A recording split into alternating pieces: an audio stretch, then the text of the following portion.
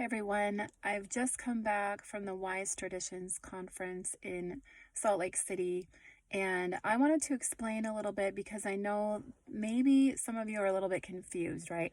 I have been talking about GAPS for years, the gut and psychology syndrome, and now what is going on with this Wise Traditions Weston A. Price Foundation? What is the difference? How are they similar? And why am I now talking about Weston Price Foundation? What happened to GAPS? Well, I wanted to just clarify. So, GAPS is the gut and psychology syndrome. It's a nutritional protocol. A couple of years ago, I decided to get my training as a GAPS coach, where I teach people how to properly prepare all of the foods necessary so that you can do the GAPS nutritional protocol.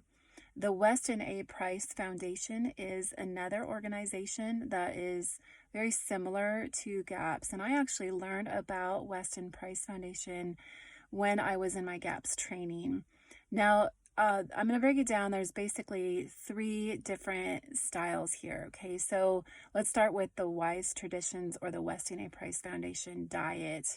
It's really not a diet, it's a way of life. And it is just going back to ancestral foods, to eating all of the traditional foods that we found 2-3 generations ago. Think back 100 years ago and how people were eating. They were sourcing their foods locally. They were drinking raw milk. They were soaking and sprouting and fermenting their grains and making sourdough. They were fermenting their vegetables. They were making homemade cheeses. They were making stocks and broths and bone broths. There was no such thing as seed oils. There was no such thing as margarines and Crisco's and all of these fake fats.